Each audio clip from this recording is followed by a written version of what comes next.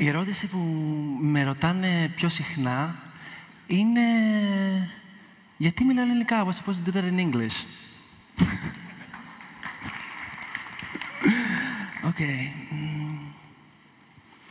The question that I'm more recently asked, more frequently, is when did you transition? When did you come out? When did you discover you're a woman? At what stage of your hormonal therapy are you? And when did you come out to your parents as a woman? And the truth is that there is not a simple answer to that. I don't have one, at least. There's nothing wrong with the question. But the way I view it is like a flower. You don't quite see the process it blossomed. You get to see the final result. So my personal journey to womanhood is a simple process from point A to point B. Point A being this very well-behaved kid that would later on graduate with honors and get their master's in arts, and later on become the employee of the month, a music manager for all this corporate, international, major record labels. I also got married to a cisgender woman to get my father's so much desired validation. But I was lying. My dreams and my hopes have always been to create and express my authentic self as I feel it. And tonight, I get the opportunity to land on this red dot, on this red carpet, having literally 2 days ago, I was walking the red carpet of Cannes, and I saw my dreams and my hopes actually happening. And I am so grateful for being a movie star, but also an author and a national activist.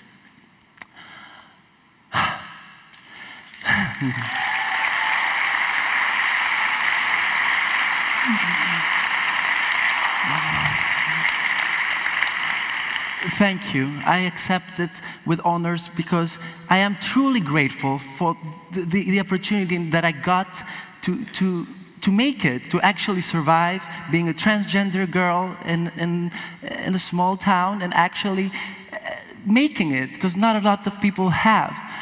But there's one thing that I would like to do tonight, as well as putting this seed of hope that flourished who I am today, front stage center. There's one thing that I am struggling to accept, and this is that she's not here tonight with us.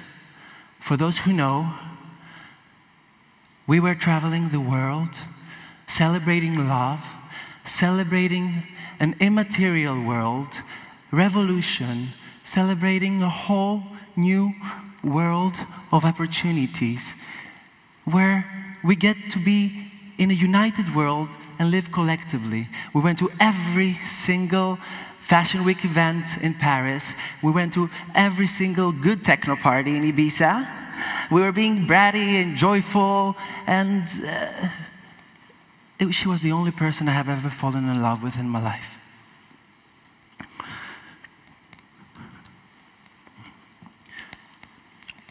On January 30th, 2021, Sophie died here in Athens. Following the next day of the tragedy, I found myself walking to the shore, going to the beach, with my clothes on unconsciously, and it was winter. It rarely snows in Athens, but that night it was snowing. And I didn't realize I was walking into the water with my clothes on, and I screamed and I yelled so much, thinking that, who am I? I don't recognize myself. I am nothing like the cute persona I was trying to portray for this public image. I yelled like a beast. And I got confronted with the biggest danger, the existence.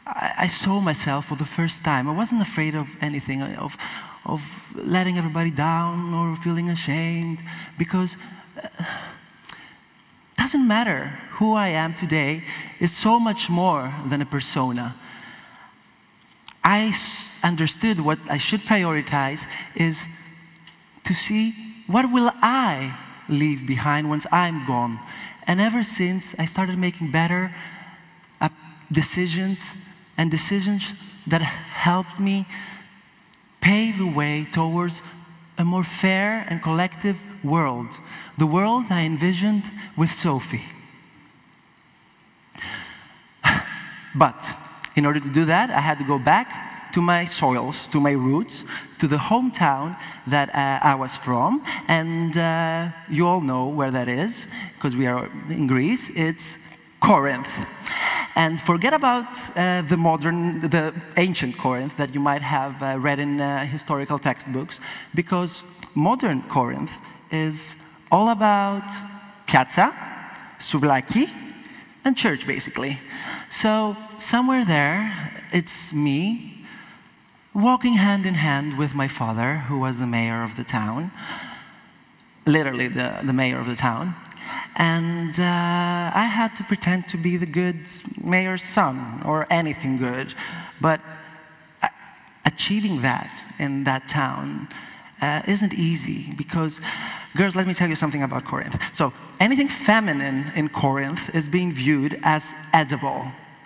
Anything feminine is being eaten. I was only 12 when I was in a cafeteria with my friends, and in the restroom, a girl I knew got murdered by a soldier. And I still remember on her face at her funeral, the disgusting imprint of his boots on her face. My favorite teacher was expelled when the local community discovered she was lesbian. And people ask me, how do I find the confidence to talk and to be in front of so many people and run all this scary runways of the fashion weeks? And the truth is that if I managed to walk in the promenade of Corinth without tripping, I can walk any room securely without any fear.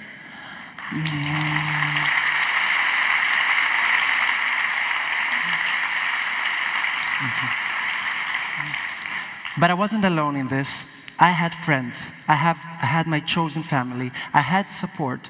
My parents didn't fully accept me, even, you know, if I came from a privileged home that appeared cozy.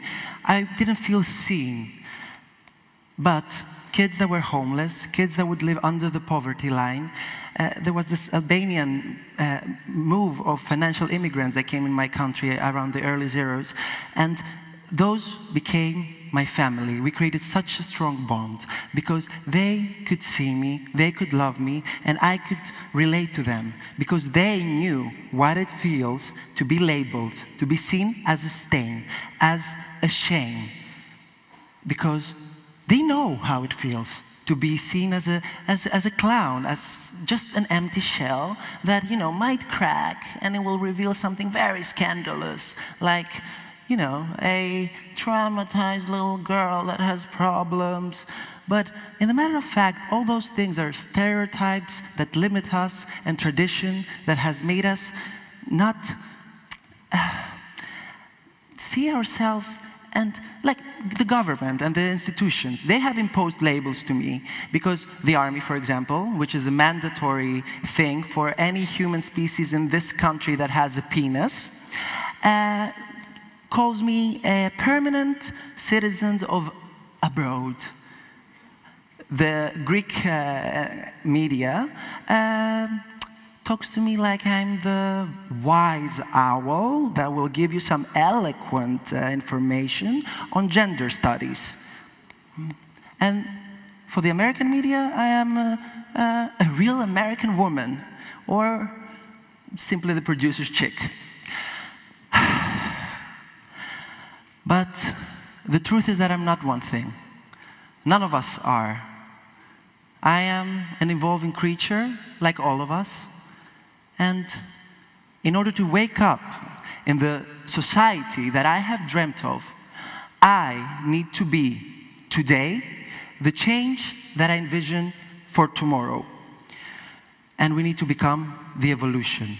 We need to give birth to our dreams, with our image and our word in common view of our dreams about a future, to give birth to a brighter future. Look around you, guys. There are people in this room, they could be your friends, your siblings, sorry to burst your bubble, but it could be your parents, that have lived a life spent on compromise, spent on lies, in denial, not seeing themselves. And they didn't have the opportunity to share their story the way that I get to share it now to you. But those people are wounded people. And how do you feel living and sleeping at night, knowing that you're reinforcing a society of wounded people? Because that's who we are. So, if we don't take responsibility, and if we don't stand against our tyrant, then we would have chosen their side, the side of the one that is afraid of their own selves. And at the end of the day, accepting me will only liberate you and help you express your true, authentic selves. It's our legal obligation and our moral obligation to self-determination in this country and in many European countries. So, there's still a lot of things that need to happen, and there's a lot of threats. Being feminine hasn't been easy. There has been a huge component of sacrifice in being feminine, but it was worth it. And at the end of the day, that's what I did. That's who I am. What about you?